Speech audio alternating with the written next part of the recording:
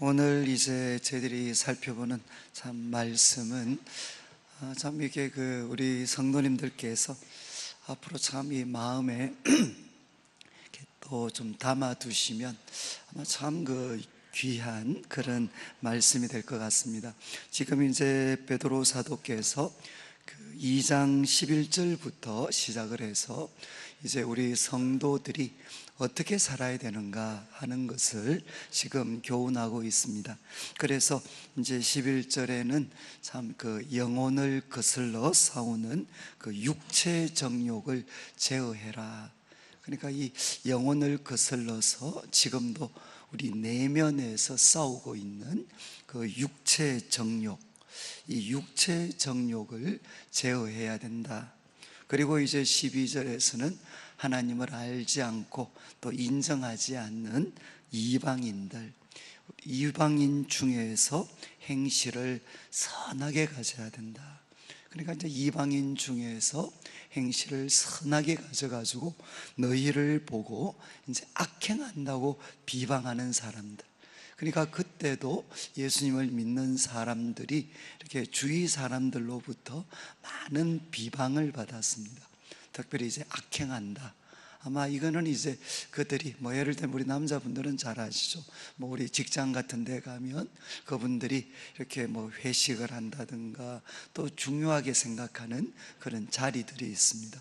그리고 또 우리 제사라든가 여러 가지가 있는데 우리가 이제 예수님을 믿고 또 신앙적인 양심 때문에 그것을 거부하게 됐을 때 또 그 자리에 동참하지 않았을 때 아마 많은 사람들이 이제 우리를 보고 악행한다고 비방을 합니다. 그런데 이제 그런 사람들로 하여금 너희 선한 일을 보고 이제 하나님께 영광을 돌리도록 만들어야 된다. 이렇게 두 가지 원칙을 먼저 제시를 했습니다. 영혼을 거슬러 싸우는 육체의 정욕을 제어하고 이방인 중에서 선한 행실을 가져가지고 하늘에 계신 아버지께 참 그들이 영광을 돌릴 수 있도록 그렇게 만들어라. 그러면서 이제 13절부터는 구체적으로 우리가 인간이 세운 제도, 그러니까 왕이나 또 우리 총독들에 대해서 우리가 순복해야 된다.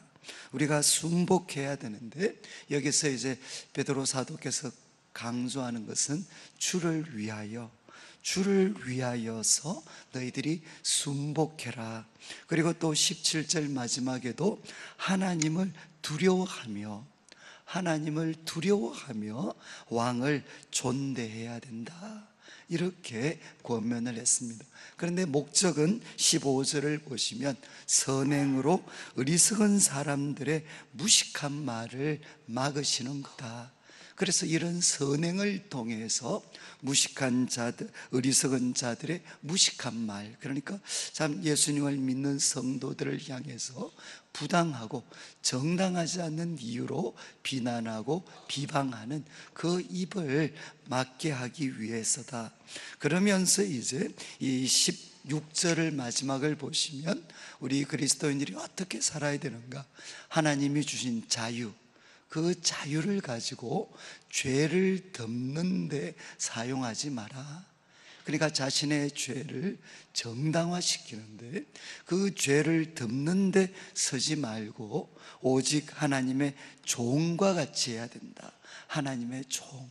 이제 우리는 하나님의 종이 됐으니까 우리에게 주어진 시간을 정말 하나님과 이웃을 위해서 마음껏 사용하는데 거기에 사용을 해야 되지, 하나님이 주신 은혜를 죄를 가리고 정당화시키는데 사용을 하지 마라. 그리고 이제 18절부터 저희들이 어제 살폈지만 이제 사환들, 노예들에 대해서 교훈을 합니다. 그래서 이제 똑같이 강조하죠. 범사에 두려워함으로 주인들에게 순종해라. 나라에 대해서도 하나님을 두려워하기 때문에 그들을 순복해라. 그 질서를 세우신 분이 바로 하나님이시기 때문에 하나님에 대한 그 두려움 때문에 왕에게 순복하고, 그리고 또 하나님에 대한 그 두려움 때문에 주인들에게 순종해라. 그러면서 이것이 정말 선하고 관용하는 자들뿐만 아니라 까다롭고 이렇게 또 부당하게 우리에게 고난을 주는 사람들, 그들에게도 역시 순복해야 된다. 그러면서 이제 우리 19절에 말씀을 드렸습니다. 하나님을 생각함으로. 이것은 아주 이제 베드로전서에서 중요한 그런 단어인데, 하나님을 생각함으로, 이것은 하나님을 아는 양심으로 인해서, 하나님을 향한 양심으로 인해서. 그래서 우리가 예수님을 믿게 되면 성령님께서 우리들의 양심을 새롭게 회복시켜 주십니다. 이 양심이라는 것은 도덕적인 결정이 일어나는 장소다. 그래서 우리 원어를 보면 이 양심이라는 것은 함께 아는 것, 뜻 자체가 그냥 단어를 그대로 하면 함께 아는 것.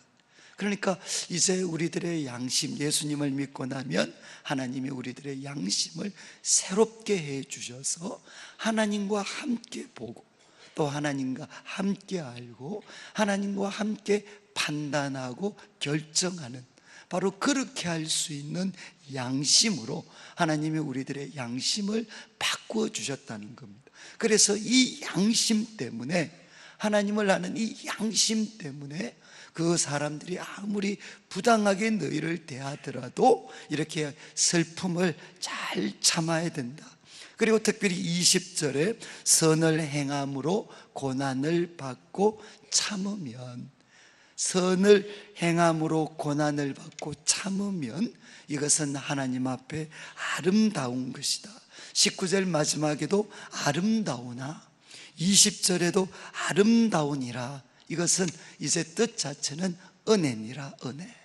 바로 이것이 은혜다, 은혜. 그러니까 바로 우리가 살고 있는 이 삶의 현장에서, 거기에는 부당한 압박이 있고 착취가 있고 부당한 대접이 있고 비방이 있고, 그리고 또 까다로운 사람들이 끊임없이 우리와 사람을 힘들게 하더라도 이제 우리는 왕같은 제사장으로 부르심을 받았습니다. 그리고 하나님이 우리들의 양심을 새롭게 해주셨습니다. 그 선한 양심을 가지고 바로 하나님의 은혜를 그곳에 흘러 보내는 사람이 되어야 된다는 것. 바로 그곳에서도 하나님의 은혜가 흘러 들어갈 수 있도록 그렇게 만들어야 된다. 그러면서 이제 21절 말씀, 오늘 다루는 말씀에는 바로 이 길이 예수 그리스도께서 가신 길이고 동시에 우리가 걸어가야 될 길이라는 겁니다. 그래서 21절을 보시면 이를 위하여 너희가 부르심을 받았다. 이를 위하여 너희가 부르심을 받았다. 여러분, 이를 위하여는 무엇이죠? 바로 위에 나오는 구절들입니다. 지금 노예들에게 이야기하면서 이를 위하여 너희가 부르심을 받았다. 내용은 뭡니까? 선을 행함으로 고난을 받고, 그리고 또 참고, 또 이제 부당한 그런 어떤 고통을 당하더라도 하나님 앞에 하나님을 아는 양심 때문에 그거 참아내면 바로 이것을 위해서 너희가 부르심을 받았다는 겁니다. 그런데 이 표현은 3장 9절을 한번 보시죠. 3장 9절에도 이런 표현이 나옵니다. 악을 악으로, 욕을 욕으로 갚지 말고 도리어 복을 빌으라. 그러면서 나오는 표현이 이를 위하여 너희가 부르심을 받았으니, 우리가 어떤 부르심을 받았느냐? 악이 난무하는 세상, 그리고 욕이 난무하는 세상이지만 거기에 악을 악으로, 욕을 욕으로 갚지 않고 도리어 복을 빌어주는, 이것을 위해서 우리가 부르심을 받았다는 겁니다. 그런데 정말 어떻게 보면 터무니없이 들리는 말씀인 것 같지만 왜 우리가 이 길을 가야 되느냐? 예수님께서 분명하게 보여주셨다는 거죠. 그래서 이제 21절 후반부를 보시면 이를 위하여 너희가 부르심을 받았는데 그리스도도 너희를 위하여 고난을 받으셨다. 그리스도도 너희를 위하여 고난을 받으셨다. 그런데 여기서 참 재밌는 것은 여러분, 이제 지금 사도 베드로 사도는 여기에 그리스도께서 우리를 위하여 죽으셨다 이렇게 표현을 하지 않고 그리스도도 너희를 위하여 고난을 받으셨다. 그러니까 이 베드로 전서를 보면 이 베드로 사도께서 계속 강조하는 것은 예수 그리스도의 그 죽음이 있지 않습니까? 그 죽음의 대속적인 결과, 이것도 말할 필요가 없이 중요하지만 지금 이 베드로 전서를 통해서 사도가 계속 강조하는 것은 이 그리스도의 죽음의 대속적인 결과보다는 그분이 가신 고난의 길, 그분이 걸어가셨던, 죽음도 포함이 되는 그분이 걸어가셨던 그 고난의 길에 베드로 사도는 초점을 맞추고 그 길을 이제 성도들이 바짝 가까이 따라가기를 그는 기대를 하고 있습니다. 그래서 이야기하죠. 그리스도도 너희를 위하여서 고난을 받으셨다. 이유는 너희에게 본을 끼쳐, 너희에게 본을 끼쳐. 이 본이라는 말이 이제 헬라어로 본이라는 말은 어떤 뜻을 담고 있는가 하면요, 우리 어린아이들이 이제 한 유치원 정도 되면 뭐합니까? 우리 한글 배우잖아요. 한글 배울 때 어떤 방법을 씁니까? 거기 보면 점자가 딱딱딱 찍혀 있고 거기다가 이제 글자를 따라서 쓰도록 그렇게 하는 것. 여기 나오는 본을 끼쳐라는 뜻입니다. 본을 끼쳐.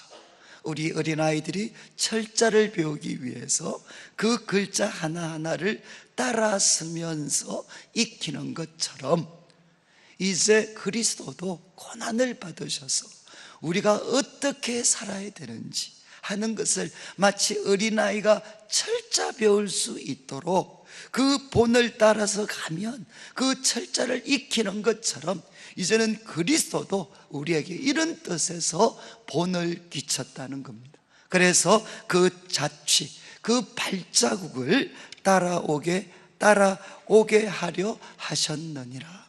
이제 그리스도께서 우리에게 본이 되셨고 그분이 걸어가셨던 길을 우리도 본을 삼아서 그 발자국을 따라 가기를 예수님께서 기대하셨다는 것.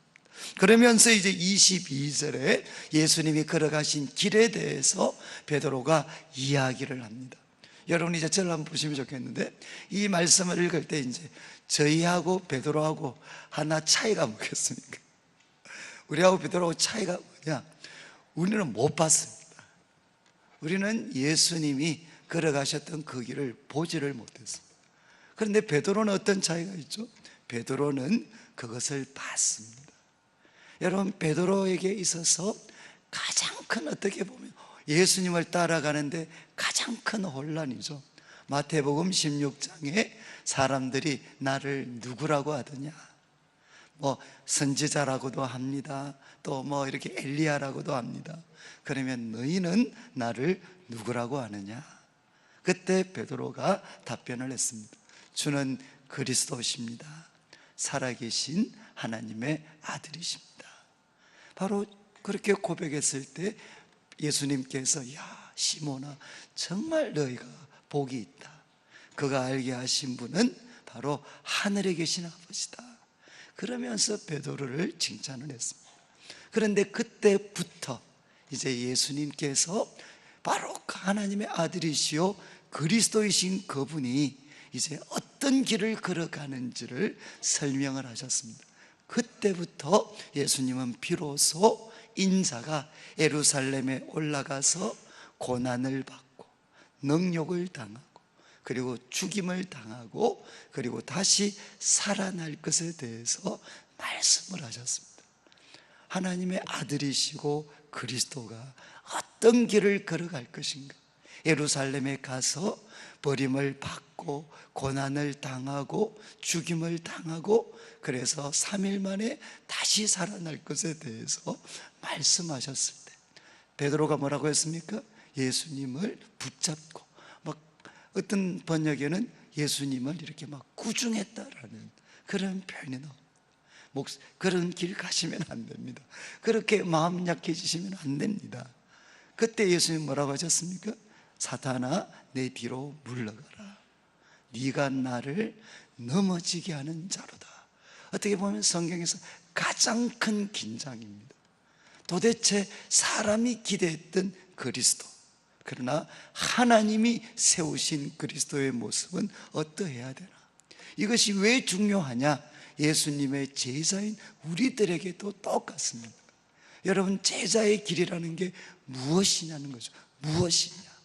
과연 영광의 길이냐? 그런데 예수님께서는 영광에 대해서 말씀하셨지만 무엇을 통과해야 된다는 겁니까? 바로 고난을 통과해야 된다. 그때 베드로는 알지를 못했습니다. 그러나 그때 그 후에 예수님이 걸어가셨던 그 길을 다 목격하고 나서 정말 그의 삶에 일어났던 가장 놀라운 비밀은 뭐죠? 놀라운 변화는 바로 고난이 가지는 의미. 정말 고난이라는 게 어떤 의미가 있느냐? 불의한 세상을 정복하는 것이 구원이 아니라 불의한 세상, 그 불의한 고난을 오히려 짊어지고 죽으셨던 그 길이 바로 구원의 길이었다라는 것을 베드로는 알게 됐습니다.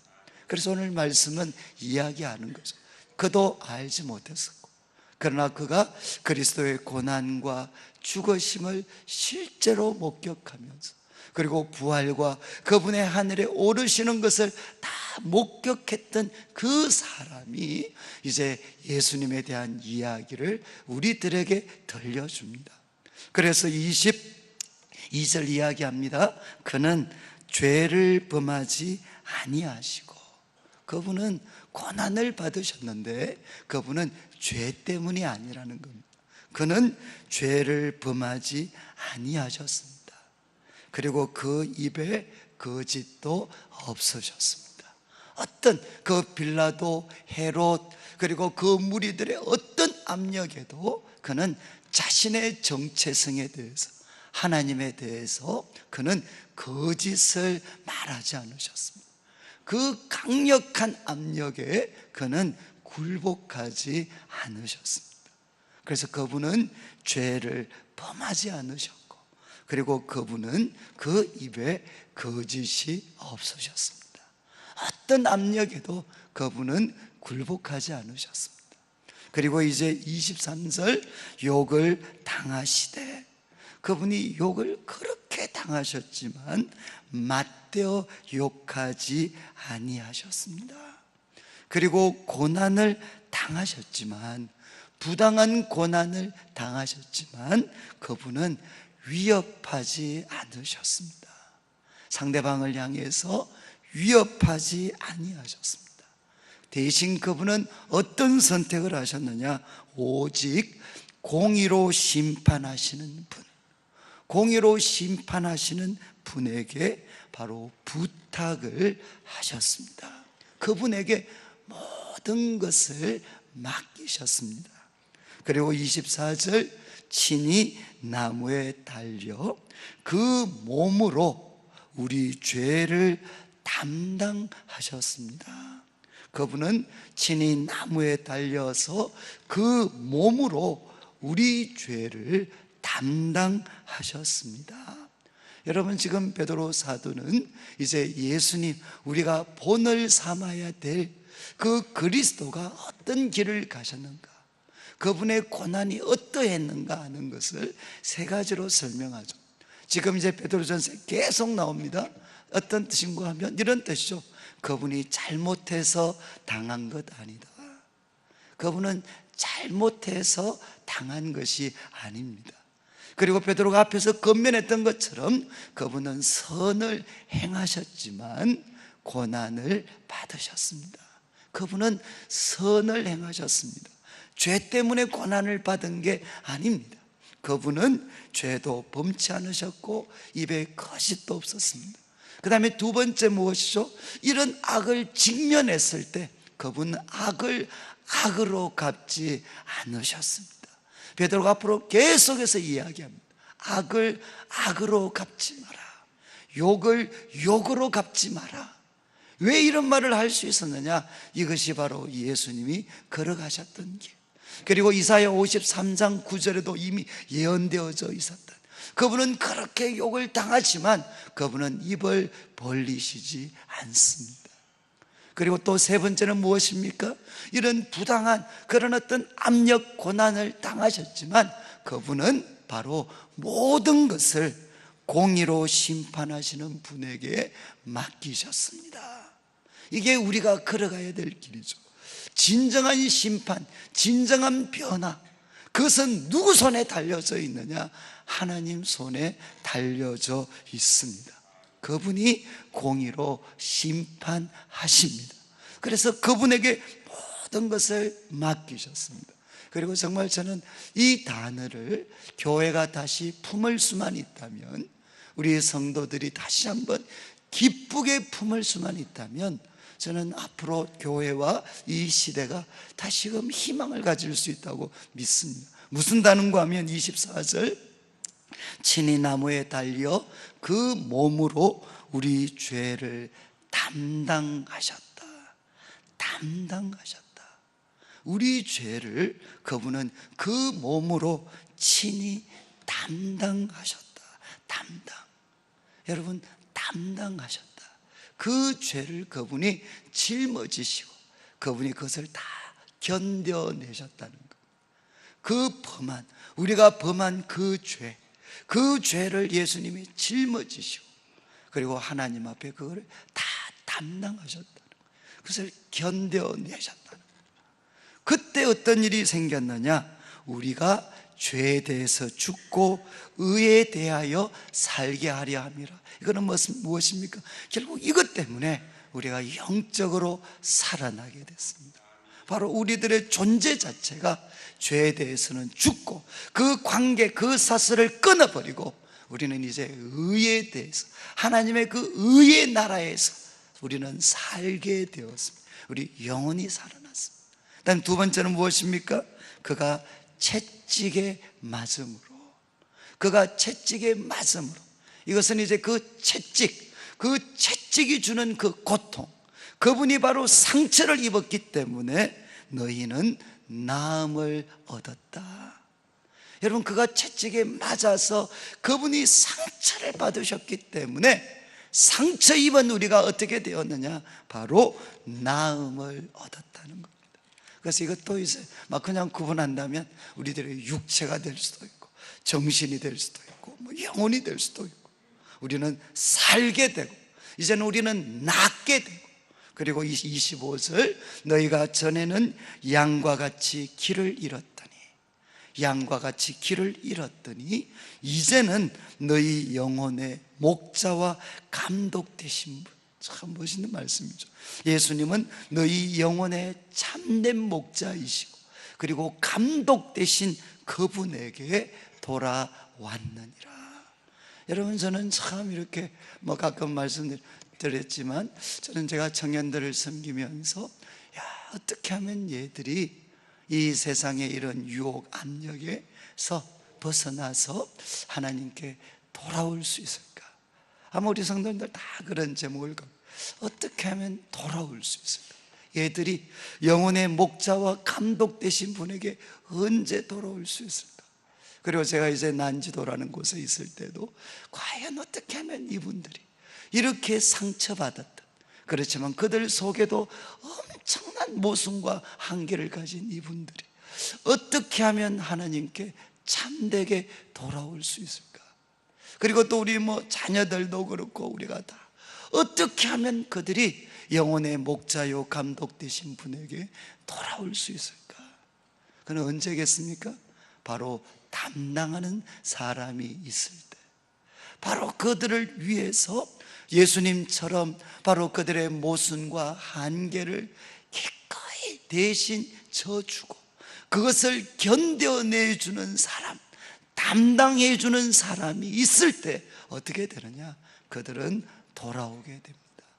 그래서 아마 저는 제 삶에 있어서 어쩌면 가장 큰 충격을 주었던 말씀이었죠. 저는 과거에는 세상을 바르게 가르치면 세상이 돌아올 줄 알았어요. 그렇지 않나요? 우리가 참 바르게 가르치고 그리고 본을 보여주면 될 줄 알았어요. 그런데 이 말씀을 보니까 바르게 가르쳐도 본을 보여도 사람은 돌아오지 않습니다. 그런데 언제 돌아오나? 그들을 담당해 줄 때, 그들의 죄와 한계와 이 모든 것들을 주님이 하셨던 것처럼 그것을 다 담당해 줄 때, 그 한계를 짊어져 줄 때, 기꺼이 짊어져 줄 때, 그때 어떻게 되느냐? 바로 돌아오는 역사가 일어난다는 것입니다. 저는 아마 우리 어머님들은 너무 잘 아시고, 우리 부모님들은 우리 어린아이들 다 어떻게 컸습니까? 아이들이 그래도 우리 자녀들이 이렇게 참 잘 자란 이유가 뭐죠? 우리 부모님들이 담당하셨기 때문에. 그 어린아이들이 뭐 알아요? 잠도 못 자고 매일매일 고통을 당하지만, 그 아이들은 멋대로 살지만, 하고 싶은 대로 하지만 우리 부모님들이 그들을 담당해 주셨기 때문에 우리 아이들이 자라났잖아요. 똑같다는 거죠. 바로 이 사람들, 이렇게 하나님이 만드신 귀한 사람이지만 이렇게 죄 때문에 망가뜨려져 있는 사람들, 언제 돌아오나? 그들의 연약함, 부족함, 악함, 그것을 누군가가 예수님처럼 담당해 줄 때, 그걸 고치려고 가르치는 것도 중요하지만 그것을 기꺼이 짊어져 줄 때, 담당해 줄 때, 그때 사람은 돌아오게 된다는 것입니다. 여러분, 예수님 이제 베드로 사도가 우리에게 이야기했습니다. 우리가 어린아이가 마치 글자 배우는 것처럼 우리가 본을 삼아야 될 예수님의 모습이 무엇인가? 바로 베드로 사도는 이야기했습니다. 죄를 범치 않고, 그리고 또 그분은 입에 거짓도 없고, 그리고 두 번째는 그분은 소위 위협하지 않으셨습니다. 악을 악으로 갚지 않으셨습니다. 그리고 그분은 하나님 공의로 심판하시는 분에게 맡기셨고 그것을 담당하셨습니다. 우리 죄를 예수님께서 그 몸으로 담당하셨습니다. 그때 어떤 일이 일어났느냐? 우리가 죄에 대해서 죽고 하나님에 대해서, 의에 대해서 살게 되고, 그리고 그분이 채찍에 맞아서 그분이 상처를 받았기 때문에 우리는 나음을 얻게 됐습니다. 그리고 또 바로 길을 잃었던 우리들은 어떻게 되었느냐? 영혼의 목자와 감독 되신 분에게 돌아오게 됐습니다. 여러분, 참 우리가 지금 우리의 한국 사회 또 여러 가지 상황들을 보면 그냥 충격 그 자체지만 사실 이때까지 있었던 일들이죠. 여러분, 저는 그렇게 생각을 합니다. 우리 그리스도인들이 해야 될 일이 무엇이냐? 물론 슬퍼하고 비난하기도 해야 되지만, 여러분, 이게 우리들의 모습입니다.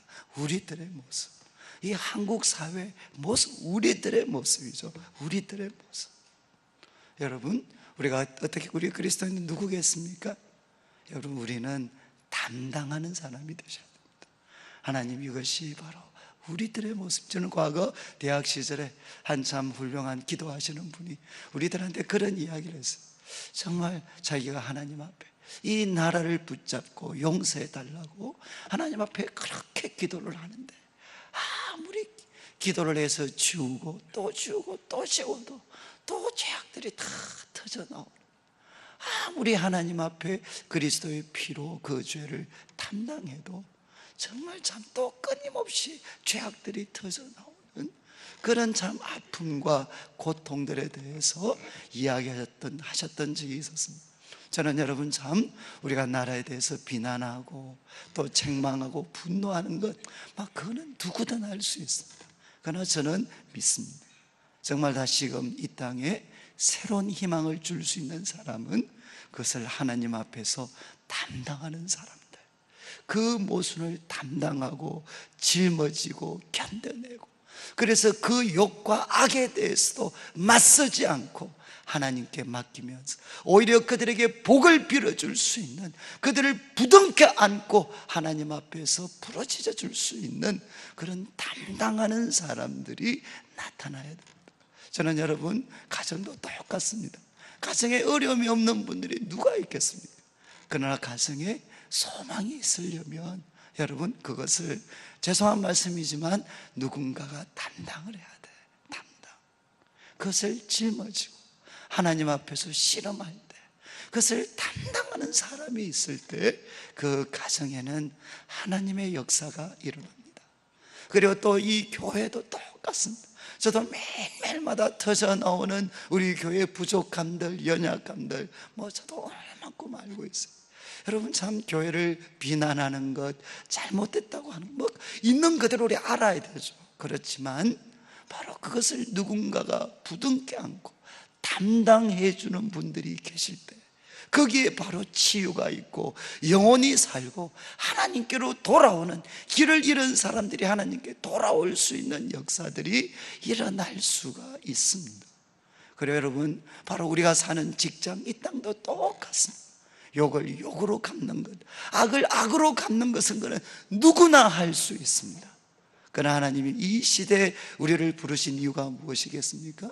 욕을 바로 욕으로 갚지 않고, 악을 악으로 갚지 않고, 오히려 그들을 위해서 복을 빌어주고, 그리고 그리스도가 걸어가셨던 것처럼 그것을 담당해 줄 때, 우리가 짊어져 주게 될 때, 우리가 짊어져 주면서도 당신은 하나님 앞에 귀한 사람이고 우리들에게는 미래가 있습니다. 왜? 하나님이 계시기 때문에.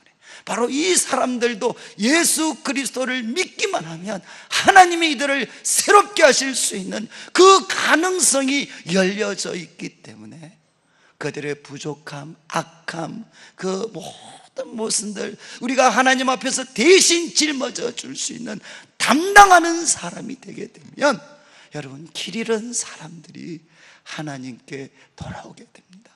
저는 우리 교회가, 모르겠어요, 저도 요즘에 좀 죄송하지만 제가 이제 저녁에 한 번씩 교회 와서 한 1시간 정도 그냥 가만히 좀 앉아 있습니다.